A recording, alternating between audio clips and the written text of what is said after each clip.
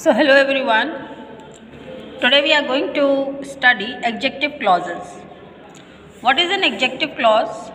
It is also a group of words. As we know, clause is a group of words in which you have one subject and one finite verb. Now when we say adjective clause, जब आप ये कहते हो कि adjective clause, तो आप ये समझ लीजिए कि शब्दों का वो समूह जिसको कि आप clause जानते हैं, अगर उसका फंक्शन एग्जेक्टिव की तरह हो। और एग्जेक्टिव का फंक्शन क्या होता है कि वो नाउन या प्रोनाउन के बारे में आपको कुछ और जानकारी देता है। तो इसी फंक्शन के हिसाब से इसको हम कहने लगते हैं कि ये एग्जेक्टिव क्लॉज है।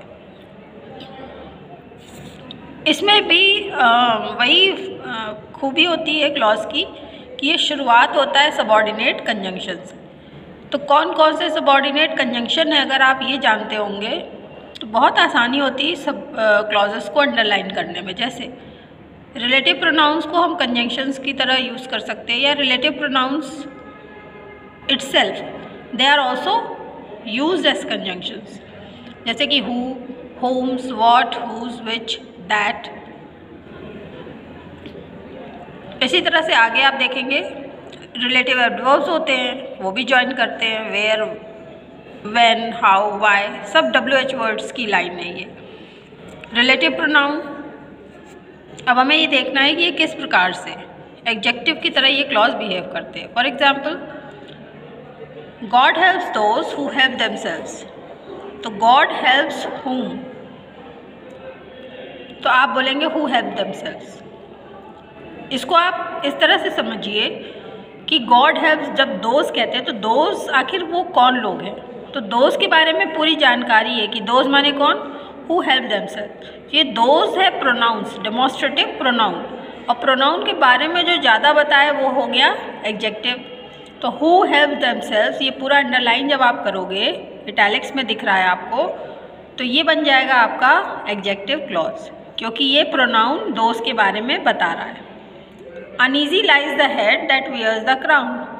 अनईजी लाइज द हेड, अब यहाँ पे हेड से क्या मतलब है, तो हेड की और परिभाषा या और उसको डिस्क्राइब किया गया है दैट वियर्स द क्राउन, जिसके ऊपर जिम्मेदारी होती है। यहाँ पे क्राउन का मतलब मुकुट तो है ही, लेकिन जिम्मेदारी से ज़्यादा मतलब है। This is a home which my father built.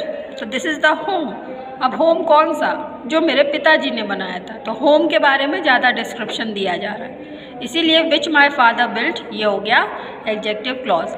तीनों ही क्लॉजेस को आप देखिए सबऑर्डिनेट कंजंक्शन से स्टार्ट हो रहे हैं। एक में हु है, एक में दैट है, और तीसरे में विच है।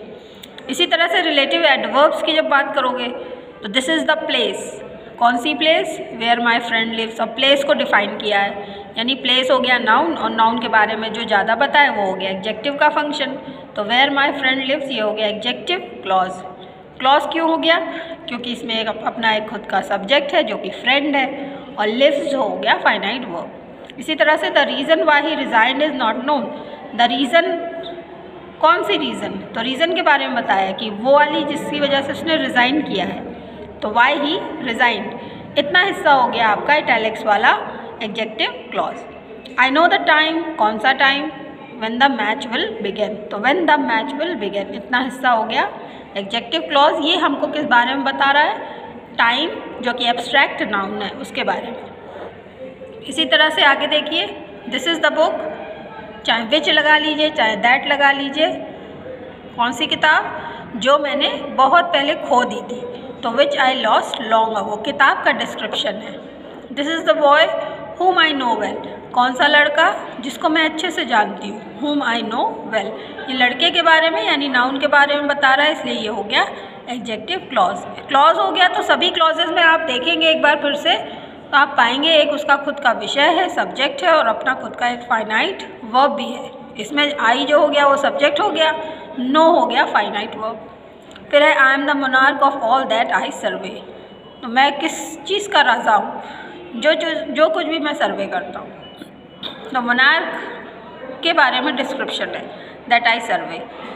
दैट आई सर्वे हो गया क्लॉज। तो इसमें फाइनाइट वर्ब कौन सा है, सर्वे, सर्वे करना, ये एक वर्ब है, और आई हो गया सब्जेक्ट। तो इस तरह से आप देखेंगे कि फंक्शनली आप क्लॉजेस को समझेंगे। लोकेट करने के लिए सबऑर्डिनेट कंजंक्शन को सर्कल करो और उससे रिलेटेड जितने भी कंटेंट से रिलेटेड वर्ड्स है वहाँ तक वो अंडरलाइन होगा।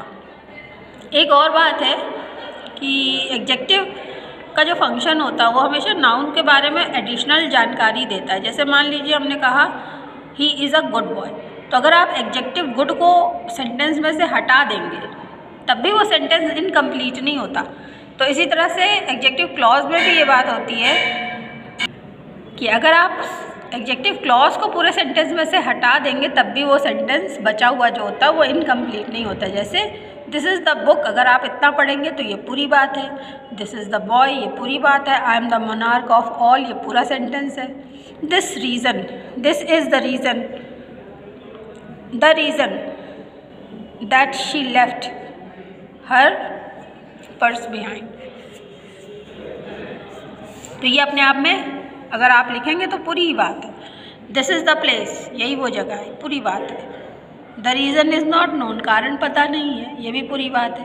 तो एग्जेक्टिव क्लॉज को अगर आप हटा देंगे तो सेंटेंस इनकम्प्लीट नहीं होता, ये मेरे कहने का मतलब है। तो आई होप एग्जेक्टिव क्लॉज आपको समझ में आ गया होगा। ये सारे एग्जाम्पल्स हैं, उनको लोकेट कैसे करना है बता दिया है। आपके सामने जितने भी इटैलिक्स में हिस्से दिख रहे हैं वो क्लॉजेज हैं। क्लॉज का अपना जो नेचर होता है, जो खूबी होती है, उसमें एक सब्जेक्ट होता है और अपना एक खुद का फाइनाइट वर्ब होता है और ये ओवरऑल एक ग्रुप ऑफ वर्ड्स होता है। तो अभी तक आपने नाउन क्लॉज सीख लिया है, पिछले वीडियो में आप देख लीजिए। ये हो गया एग्जेक्टिव क्लॉज। अब नेक्स्ट वीडियो जो होगा वो एडवर्ब क्लॉज का होगा। So keep studying. Bye bye for now. Thank you.